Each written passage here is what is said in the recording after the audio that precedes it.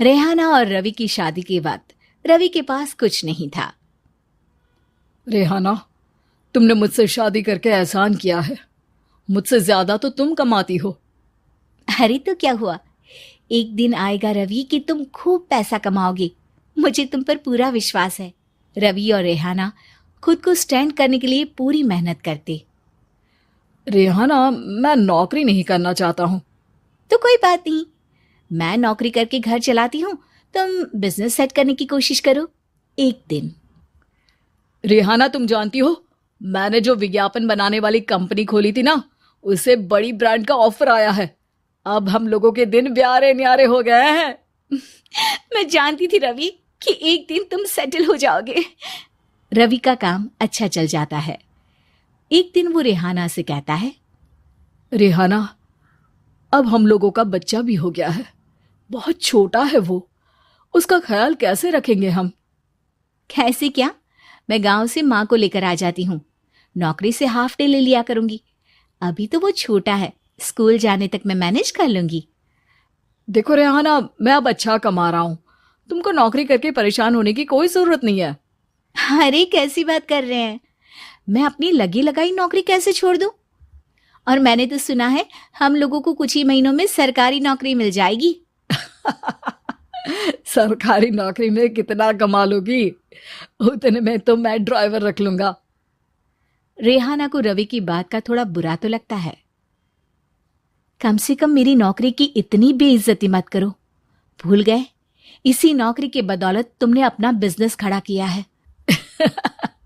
अरे वो तो मैं किसी के भरोसे भी कर लेता। देखो, अपने बच्चे को संभालो, घर का काम करो। अब बाहर जाती तुम अच्छी नहीं लगती हो। रेहाना रवि के कहने पर नौकरी तो छोड़ देती है, लेकिन अब बड़े से घर में उसकी कीमत किसी नौकर से कम नहीं होती। एक दिन रवि का दोस्त आता है। भाभी, हम लोग तो आपको तब से जानते हैं जब से आप लोग शादी होकर इस शहर में आए थे। आपकी बदौलत ही सारा बिजनेस खड़ा हुआ है। ये किस्मत तो आप ही की है भाभी। हाँ हाँ भाई, हमारी मेहनत तो कुछ है ही नहीं। अरे होगी, लेकिन भाभी की किस्मत के आगे कुछ नहीं। दोस्त वहां से चला जाता है, लेकिन रवि का गुस्सा 7वें आसमान में होता है। देखा कैसे बोल रहा था? अरे बिल्कुल अच्छा आदमी नहीं है ये। कैसी बात कर रहे हैं आप? प्रशांत भैया तो बहुत अच्छे इंसान है रवि। कैसे उन्होंने हमारे मुश्किल वक्त में हमारा साथ दिया था। अरे था पैसा तो साथ दिया, नहीं तो कौन पूछता है? रवि का व्यवहार पैसा आते ही अलग हो गया। वो बंदे को बंदा नहीं समझता। घमंड से घिरे रवि ने तो एक दिन हद ही कर दी।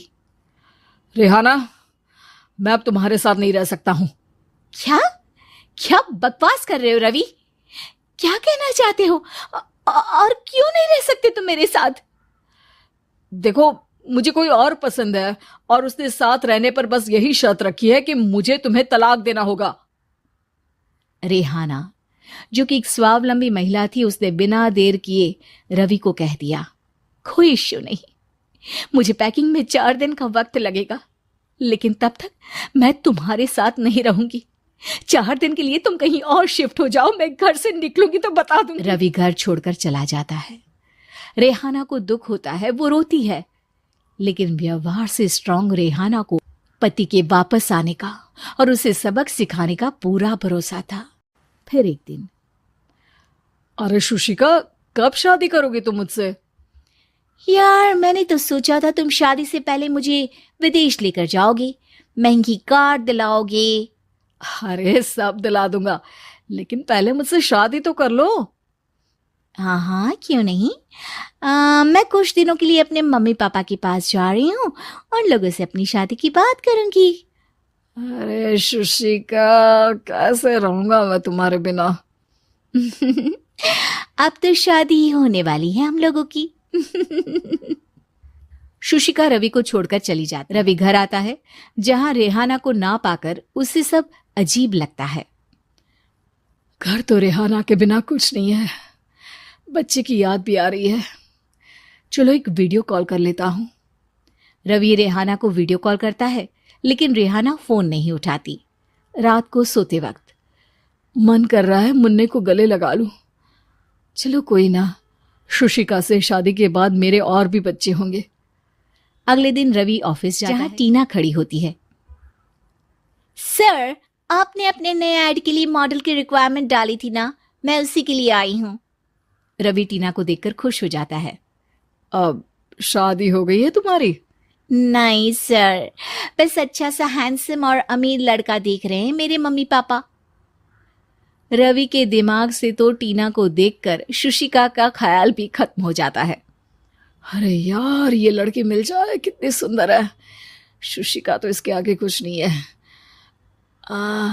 अब क्या तुम्हें ऐसा नहीं लगता कि मुझसे मिलकर तुम्हारी ये खोज खत्म हो गई है? आप तो 2 बच्चों की पापा लग रहे हैं।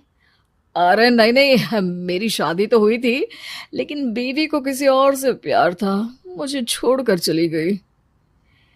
खैर, टीना की दोस्ती रवि से हो जाती है। लेकिन 1 महीने बाद शुशिका रवि के पास वापस आती है। मेरे मम्मी पापा तुमसे मिलना चाहते हैं, लेकिन उन लोगों को ये मत बताना कि तुम पहले से शादीशुदा हो, और हाँ, शादी से पहले अपनी सारी प्रॉपर्टी तुमको मेरे नाम करनी होगी। अरे पागल, अब मैं तुमसे शादी ही नहीं करना चाहता। भला ऐसी लालची औरत से कौन शादी करेगा? तभी वहां टीना आ जाती है। रवि, ये पागल सी औरत कौन है? देखो, तुमने ही कह दिया ना पागल, तो पागल ही है। पता नहीं कौन है, कह रही है शादी कर लो, लेकिन शादी से पहले अपनी सारी प्रॉपर्टी मेरे नाम कर दो। बोल तो सही रही है। वैसे तुम जानती हो, मेरी एक सहेली है, उसके पति ने उसे पैसा आते ही छोड़ दिया, जबकि उसको खड़ा करने वाली ही मेरी सहेली थी। और मुझे भी भरोसा नहीं है। अगर मैं भी तुमसे शादी करूंगी तो तभी जब तुम मेरे नाम अपनी सारी प्रॉपर्टी कर दोगे। अरे हाँ, क्यों नहीं, बिल्कुल कर दूंगा। रवि और टीना की शादी की तारीख तय हो जाती है। वो अपनी सारी प्रॉपर्टी के कागज लेकर शादी वाली जगह पर पहुंचता है, लेकिन वहां टीना आती नहीं। रवि टीना को मैसेज करता है, कहाँ हो? सॉरी, मैं तुमसे शादी नहीं कर सकती, मुझे तुमसे भी ज्यादा पैसे वाला मिल गया। रवि को गुस्सा आ जाता है। वो गुस्से से सारा डेकोरेशन तोड़ रहा होता है कि वहां रेहाना आ जाती है।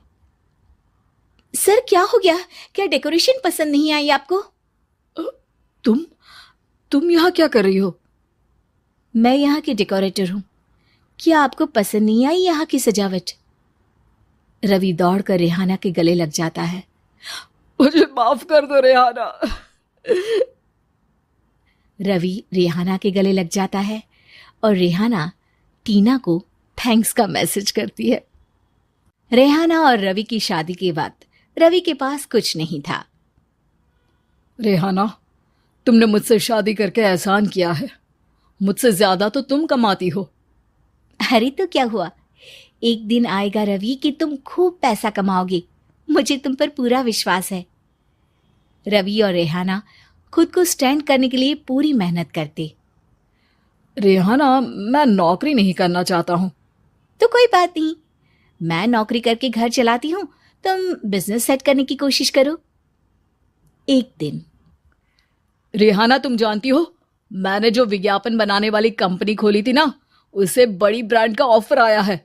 अब हम लोगों के दिन ब्यारे न्यारे हो गए हैं।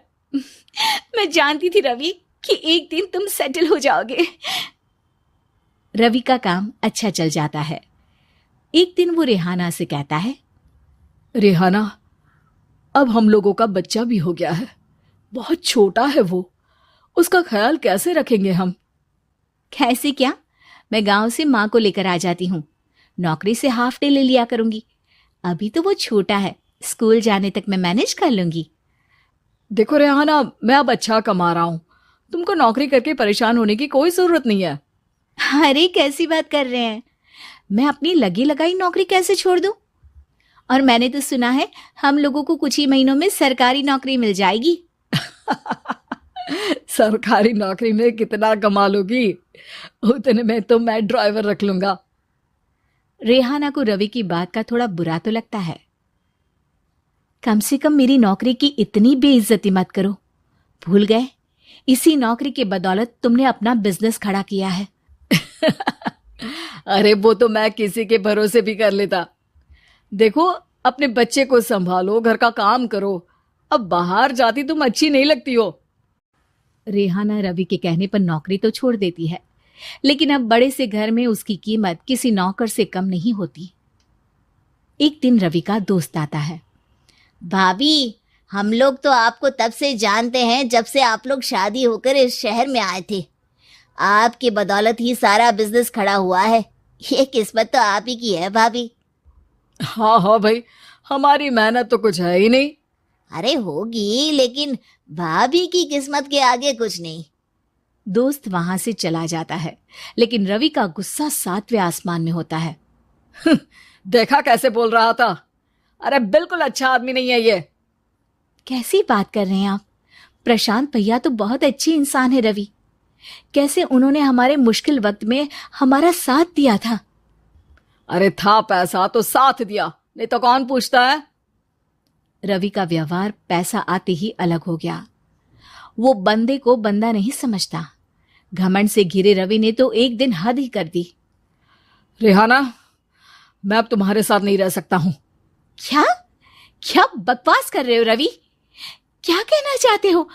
और क्यों नहीं रह सकते तुम मेरे साथ?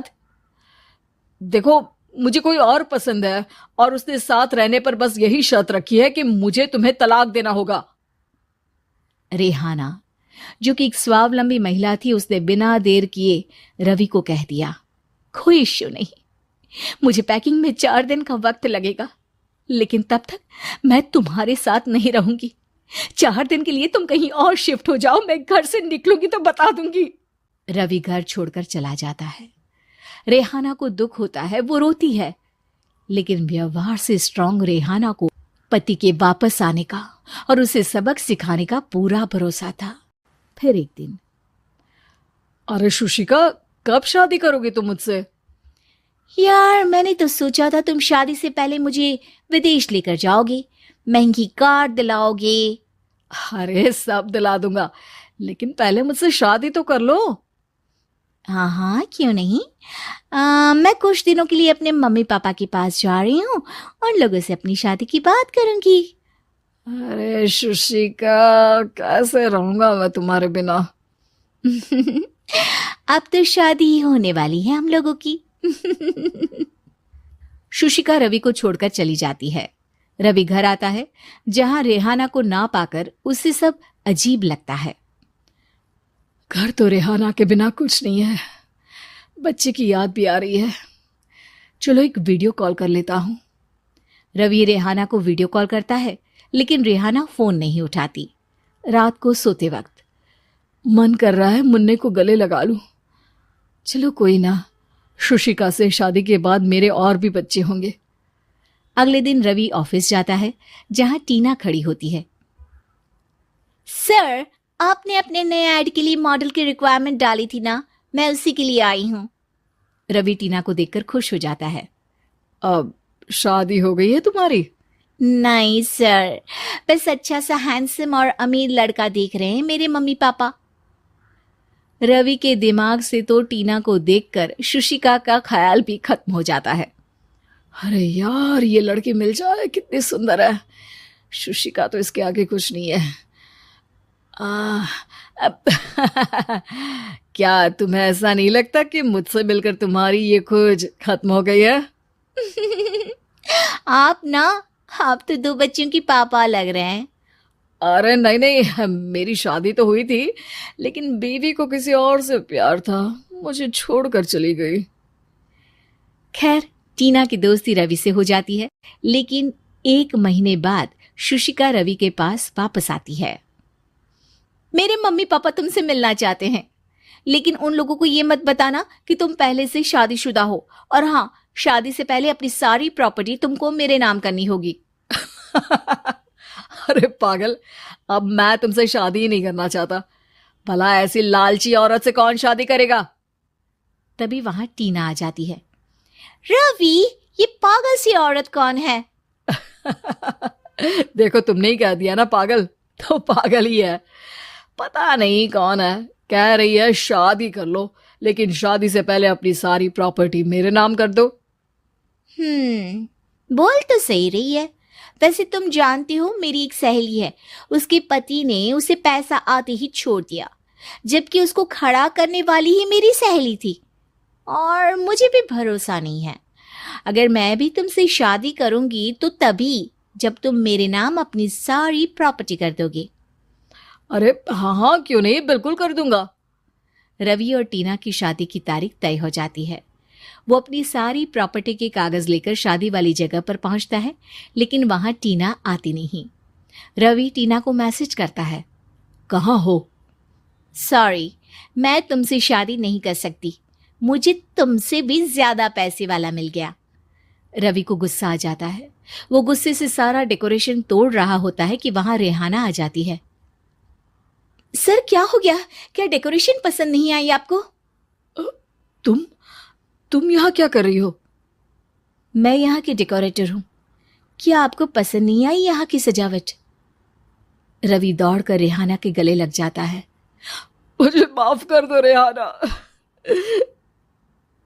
रवि रेहाना के गले लग जाता है और रेहाना टीना को थैंक्स का मैसेज करती है।